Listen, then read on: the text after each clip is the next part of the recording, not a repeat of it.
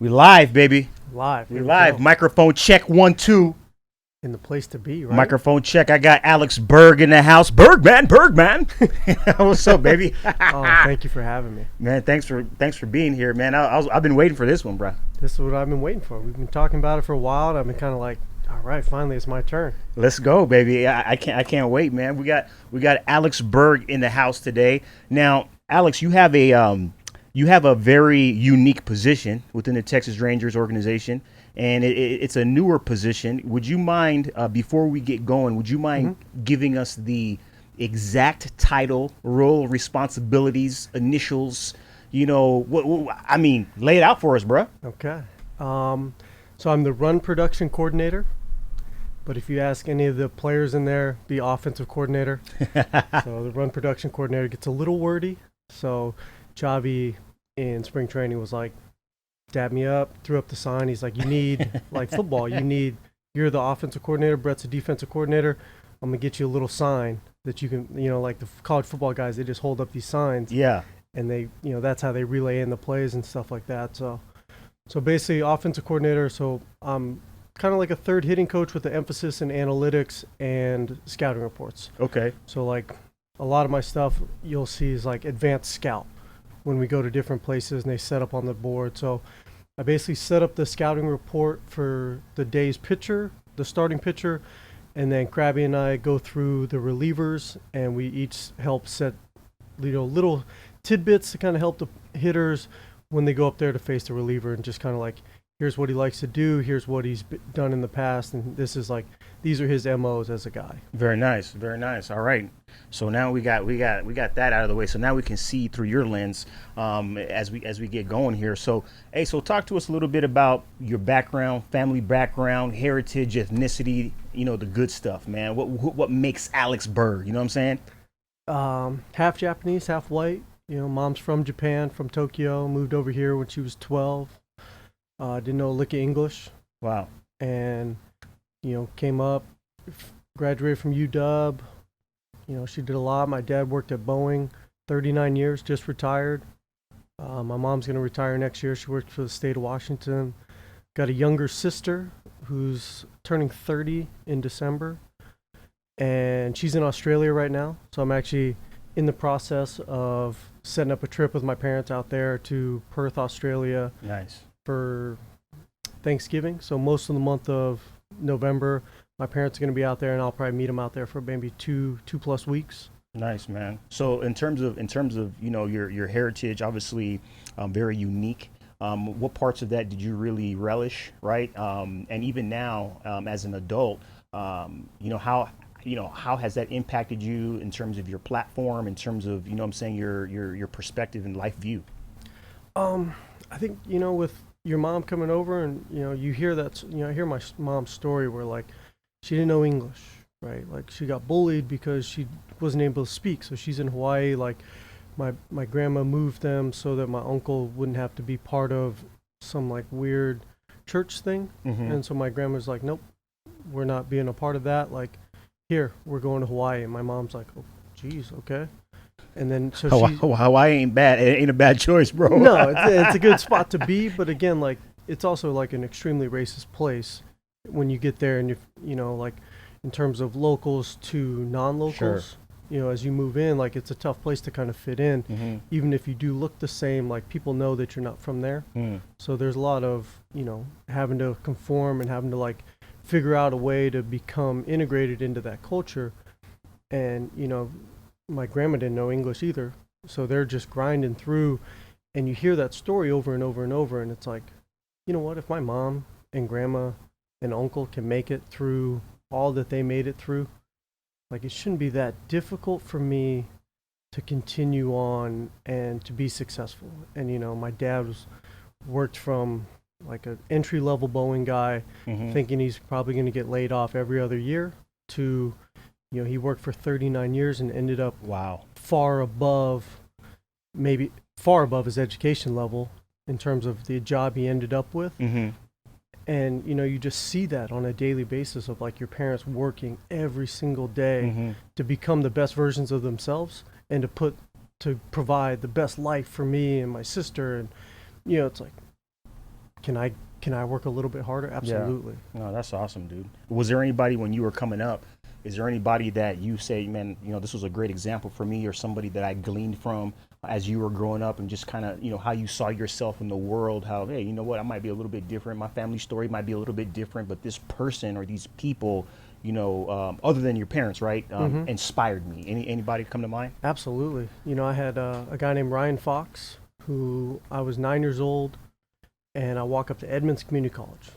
And it's like, whatever, JUCO. But young, energetic coaching staff, and this guy basically took me under his wing, and I was doing these lessons. I was going to him once a week, and he ended up being a super close friend, and basically taught me how to be an upper-level baseball player from the age of like 9 through 17, and now we're still close, even today. Like, he still calls me, and we talk, just here and there. And now he's a scout for Toronto, and then we had a guy named Aaron Horrocks, who brought maybe a year after, I was probably 10. He ran like the most elite youth program in the state. And in Washington State, yeah. So in Washington State, so he had this elite 13, 14-year-old program where like he was turning out a bunch of big leaguers. Like he had Jonathan Lester. He had a bunch of guys that are like prominent in pro baseball now, in terms, like he's got the infield coordinator who's a couple years older than me. He's got a couple guys that, like, off these two teams, he had like 7 pro kids off a 13, 14-year-old team, which is pretty impressive. And what are y'all doing over there, man? What's this in the water over there, man? Oh man, we had a good little class going. From basically 2 to 3 years behind me to 2 to 3 years above me. It was very good in Seattle for baseball and basketball. And so I was 10. The team was based out of my hometown, and basically they came to practice. My dad and I were out there practicing, and they like kind of kicked me off the field because it's their practice time. And the guy was like, "You want to go out there?" Yeah, it's like, go.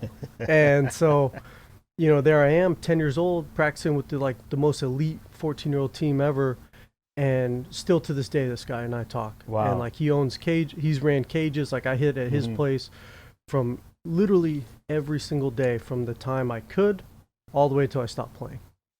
And, he was a huge mentor and like supporter of mine forever. That's great. It's great to have people like that, man, and we all need those people. You know what I'm saying? And so, no, that's great, man. So you've had a quite the minor league career. You know what I'm saying? Circuitous in nature, but man, if you were to break down your minor league career in 60 seconds, what would you say? The ultimate learning experience. I think I started hurt, learned how to rehab. Was around old guys that taught me how to be a professional right away. Got released, figured out how to get back into it. Had a good opportunity with the Marlins, played there, came here, developed a ton of really good relationships. And then, that was like the core family of like all the teams I was on. Texas always felt like family. Indie ball kind of got the fun back of baseball after being fired twice. And then Dodgers was like the ultimate learning experience, where like it was like half coach, half player, really learning all the technology aspects of everything and like how to deal with players and, how to integrate all the analytics. And, that was huge for my career.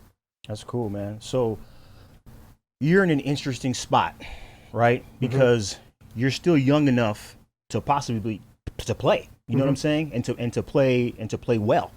But now you're in coaching. There's a shift that's happening right now that we're living in the world of baseball, in terms of how baseball is played, how players are drafted, who gets to play, what analytics says, what every other metric says, old school versus new school. You're in the middle. You're in the middle. You know what I'm saying? You have the heartbeat of a player, but now you have the mind of a coach. And so for me, my next question to you, like, what's the biggest missing ingredient right now in all of this?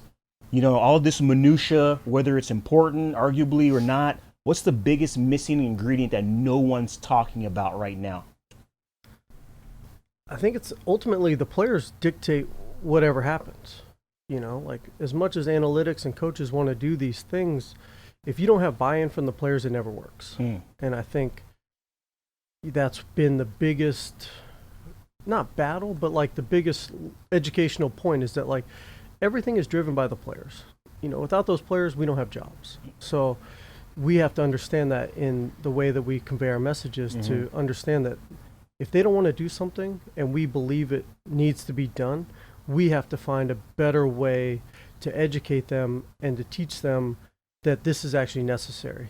And I think, as like a very marginal player, I took advantage of a lot of that because I had to. Because if I didn't take advantage of every single number, every single thing that was asked of me to do better, I would have never been able to play for 10 years. And I would have been out after 2 in terms of just ability.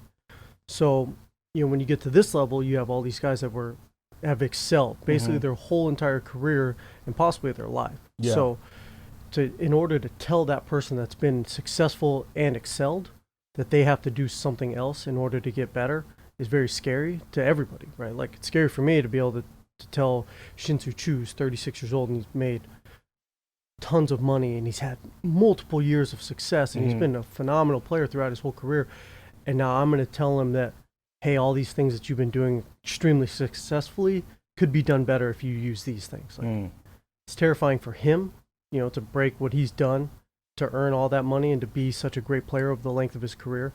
And then it's terrifying for me to be like, if this doesn't work, right, like, now I'm out. Yeah. So I think we have to just continue to understand that, like, ultimately it's both of our careers are on the line, but their career is a lot more important in the grand scheme of things. People show up to watch them play, right, not coaches coach. I mean, dude, what you just said right now is very rich, because I agree 100%, because I ask this question to a lot of people, and for me personally, it always goes back to the player. It always goes back to the person. It always goes back to the heart. And I think you just hit it. You know what I'm saying? It's just like, they are the drivers. They are the ones who ultimately maintain the answers. And it's our job, right, to draw that out, right, in our respective domains, and get them to be exposed to information that might help them. So, man, well said, man. Well said. So I'm going to put you on the spot, dude. Go ahead. You're a smart dude. You know what I'm saying? What, in your opinion, right, what is the best type? What is the most superior type of intelligence, and why? I think the ability to adapt.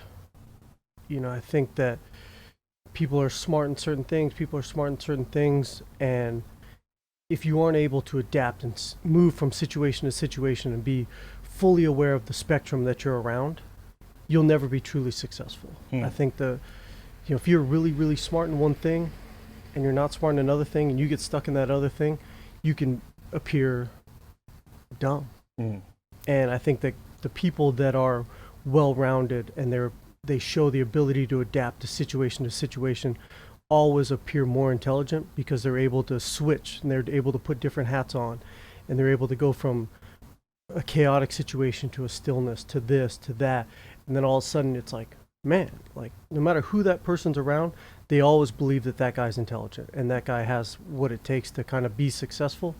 Where when you're with somebody who's only smart in one category, only people in that category think that they're an intelligent, brilliant person. Very nice. So I'm going to play a little devil's advocate, dude.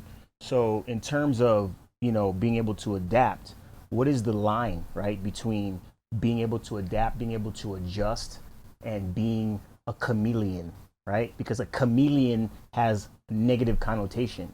So how do you stick to the true essence of who you are, right, but still being able to adapt and not being, not selling yourself out to, oh man, I'm gonna just do it like this because I'm gonna make them happy, right? What is that fine line? What does that look like, man? I think it's what you talked about earlier, where it's like the heart of you, right? So, like, just because I'm able to adapt and go to different situations, like, you always feel where I'm at. So no matter what situation I'm in, I'm Alex Burg, and I may be able to talk about this, that, the next thing, but you always know, no matter what you talk about, the same words are said about you.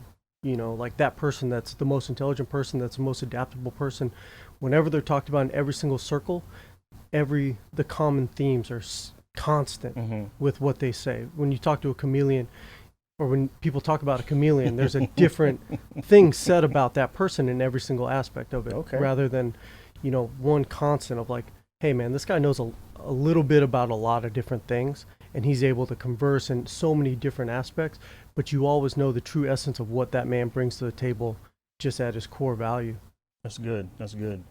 So I got one more technical question before we close out. So in terms of this world of information, right? People say, "Oh, we're in the information age." For me, I feel like we're past the information age, bro. Oh yeah. Like we passed that. My 8-year-old daughter has access to more information on her iPad than any 8-year-old, you know what I'm saying, Yeah. in the history of humankind. So it's like, people have information, right? So what advice would you give a player, particularly maybe, a young major leaguer, a player coming up, in order to effectively parse through information and apply it? Like, how do you get all this information, filter it, apply it, and get results? Like, how do you do it, and how can you do it without drowning, dude? Like, what advice would you give? I think understanding that the information that you're looking at is the same information that you look at when you don't have information, right? So like, I remember early in my career, you go through the hitting aspect and you're like, man, I'm gonna look for a fastball away and try to lay off the breaking ball down. Mm-hmm. And now it's all the same. I just have a number to back it up. Mm. And now instead of just looking for having a blanket statement of this is what I'm doing, it's like I have information to back up that if that guy doesn't throw fastballs away, Mm-hmm. if he's like constantly throwing inside and then curveballs down, there's no reason for me to look out there. So just if you can simplify the information and understand what it is you're trying to get out of the information. Like, yes, there's a ton of information and there's everything you could ever want to know. But if you go like, what do I want to know? What is the true, what do I need right now? I'm facing AJ Puck from the Oakland A's, okay? AJ Puck throws 97 to 99 Mm-hmm. with 7 feet of extension. Okay, 7 feet, that's elite. Well, looking at this heat map, he likes to throw inside lane. Okay, I'm going to look right there. It's all the same stuff that you would have done as a player before, but now you're able to kind of tunnel it into this is what he really actually likes to do, rather than having me going like, Mm-hmm. my opinion is that he likes to do this. Now I just have a fact-based number that I'm just going like, okay, there it is. Yeah. I can go right to it. So you need to be strategic and intentional. Mm-hmm. And then just know that the information is there to back up what you have already been studying, Yes. and what you are already focusing on. Yes. And then use the information, to build from there. Mm-hmm. Like Gotcha. these guys all know what to do, Mm-hmm. and this just points them in a direction. It gets them there easier. Like Yeah. my job is to, like, say there's 5 steps, Mm-hmm. right? Everybody does step 1, right? Show up, know who's coming in. And from my job is to take 2, 3, and 4 and simplify it so that they can get to 5 easier. Mm-hmm.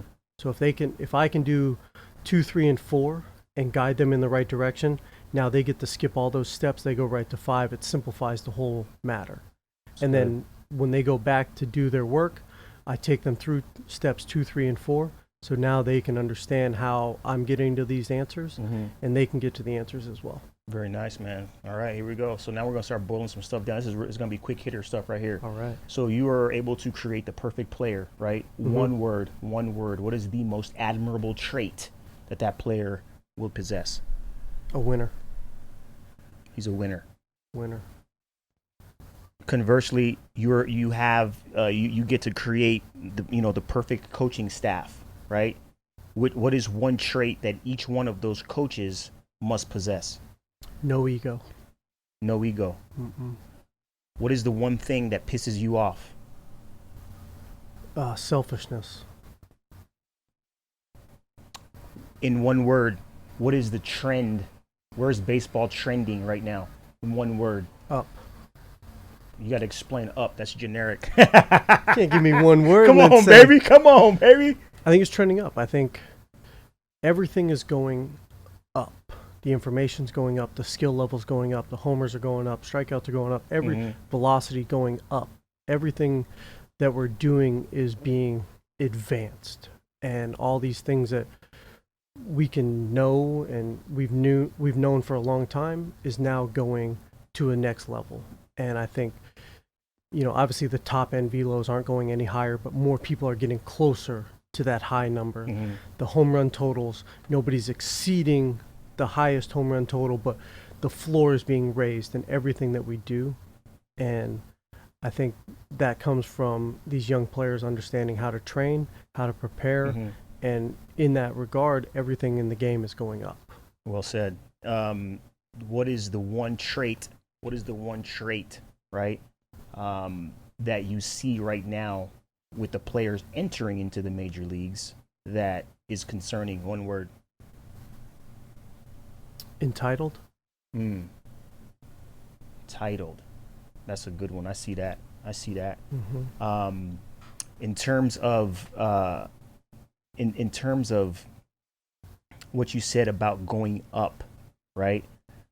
What is in one word? What is the thing that has to happen in mass, right, for players, for coaches to be able to not just keep up, but to excel and to be harbingers and to be front runners, right, as this thing is going up? So more simply put, what is going to exponentially catapult the next generation of baseball? The willingness to grow. I think the willingness to accept what you do is really good, Mm-hmm. and be willing to take a leap and dive into something that could make you better. I think that's where this game is going. I think there's so many smart people in the front office in terms of like how they evaluate players, that's kind of why you're seeing free agency go nuts. Mm-hmm. Is because before you were credited for being the same player every year, and now the front offices are saying that's not good enough. We want guys that are trending up.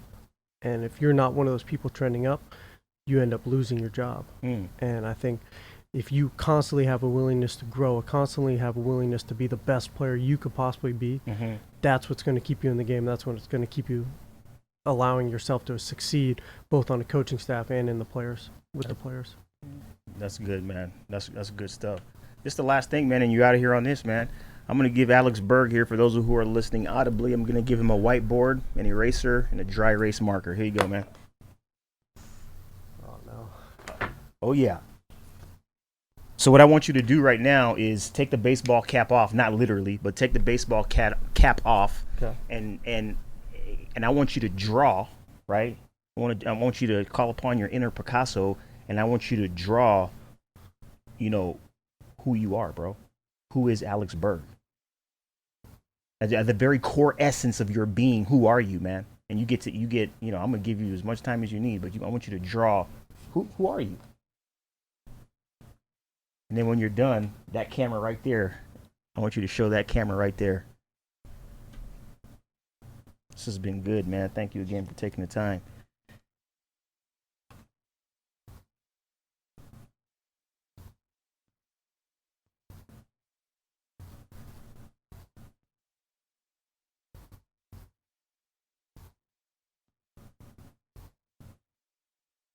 My inner Salvador Dali is not doing so well.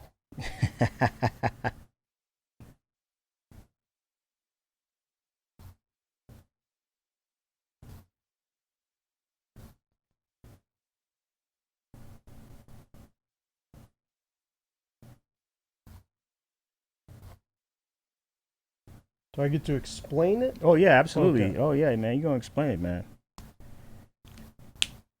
All right.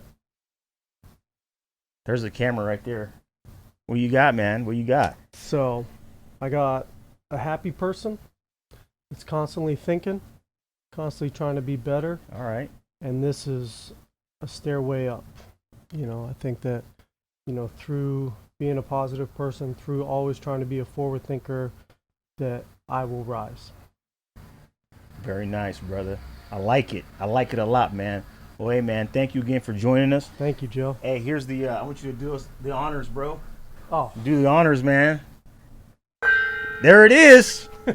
Thank you, brother.